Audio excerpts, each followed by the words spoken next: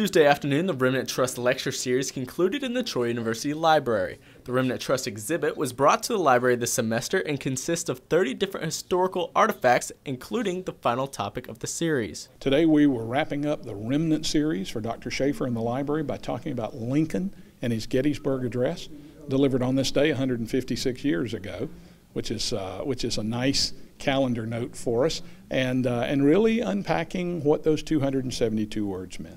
77 years ago is the time between the founding of our nation and the Gettysburg Address. Now 16 years later, a copy of that address can be found here in the Troy University Library. It's a wide range, from ancient Babylonian cuneiforms through Gettysburg Address and portions of the Talmud, portions of the Quran, other documents, and all of them are a part of understanding who we are. The Remnant Trust series was a big hit this semester, and now at the conclusion, those who orchestrated its arrival at the university say it went just as planned. We've gotten a lot of people in to see the exhibit who probably wouldn't usually come in the library. We've had a long series of lectures. This was the final one. With one exception, we have had anywhere from 40 to 70 people at all of these events, and so that's been fantastic.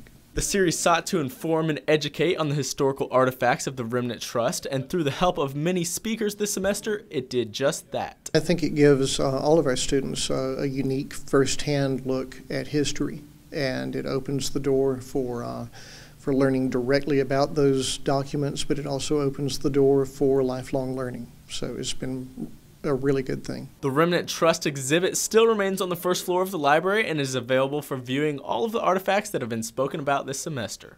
Sam Granville, Troy, TrojanVision News.